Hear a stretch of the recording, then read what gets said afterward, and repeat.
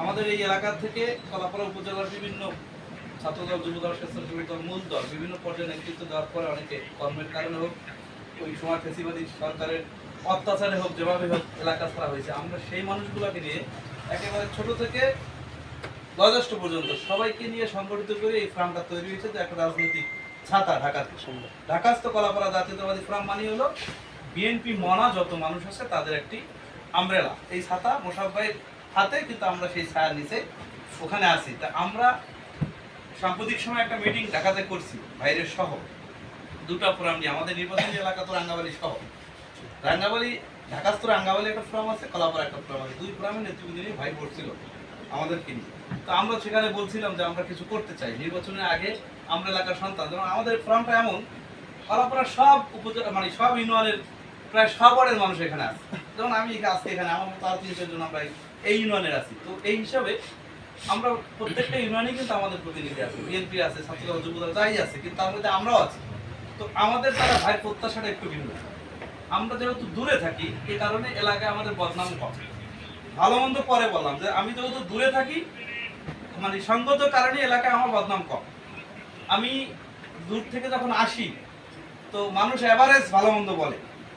আমার দল এত বড় দল, এই দলে ব্যক্তি আমি, তারপর দল। তা ব্যক্তি আমি ভালো হইলে ভালো, খারাপ তো আছে নাকি? তো এই ভালো মন্দ মিলিয়ে মানুষ কিন্তু সমাজে অনেক কথা বলে, অনেকে হাসে, বেটা বিএনপি শেষ হয়ে গেছে, বিএনপি আওয়ামী লীগের চেয়ে খারাপ হয়ে গেছে। কথাটা কিন্তু সত্য না। কেন? আর মানুষ মাত্র ভুল হবে, মানুষ মাত্র ত্রুটি থাকবে, কিন্তু সেই ত্রুটির মধ্যে থেকেও মন্দের ভালো আমাদেরকে হতে হবে। এখন ওই মানুষ বললো যে ওই ফেসিলিটি আওয়ামী লীগের কাছাকাছি, কথা সত্য না। এটা দিয়ে ব্লেম দিয়ে ডুবানোর চেষ্টা করে, আমার ঘরেও আছে, ঘরের বাইরেও আছে। কিন্তু আগামী দিনে মোশাররফ ভাইকে যদি আমরা সাকসেসফুল নেতা হিসেবে কেন্দ্রে পাঠাতে চাই, এমপি হিসেবে কেন্দ্রে পাঠাতে চাই, বা মন্ত্রী আশা করি, এইরকম এত বড় মাপের একজন নেতা দিয়ে, এটা কিন্তু সব আসলে পায় না, নাই। এত বড় মানুষটাকে সম্মানিত করতে হলে আমাদেরকে প্রথম যে কাজ, সেটা হলো আমার চরিত্র পরিবর্তন করতে হবে। আমি যদি এখন কোনো খারাপ কাজে ইনভলভ হই বা ধরা খাই, সেখানে কিন্তু আমার বাবার নাম দিয়ে কোনো পত্রিকা নিউজ করবে না। পাশে মোশাররফের ছবি একটা দিয়ে মানে আমি একটা মানে আমি ভাইরাল, বাট আমার বাবার নাম কিন্তু কেউ জানেও না, জানার চেষ্টাও করবে না। নেতা তো আমি এত বড় নেতার একটা ফেস আমি দিয়ে ফেস্টুন টেস্টুন করে আমি তাকে অন করি বা আমি তার পরিচয় পরিচিত, তাহলে আমাকে কিন্তু চরিত্রটাকে কন্ট্রোল করতে হবে। এলাকায় একটা বিপদ হয়ে গেলে, ঝামেলা হয়ে গেলে, একটা বিএনপির লোক, বিএনপি মানে তারেক রহমান সহ বদনাম হয়। তো আমরা যেন আমাদের চরিত্র গঠন করে এলাকায় নেতৃত্ব দেই। আমার কলাপাড়া দরকার নেই। আমার ধানখালির একটা সমস্যা হলে আমি সমাধান করি, তাতেই সব বিষয়ের ধন্য।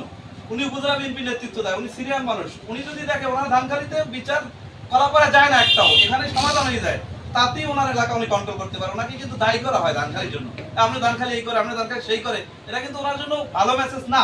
তো ওনাকে আমরা সম্মান দিলেই ধানখালি সম্মানিত, বিএনপি সম্মানিত, এই আপনারা আমার সবাই সম্মানিত। আমাদের মধ্যে কিন্তু আরো খারাপ হয় কলাপাড়ায়।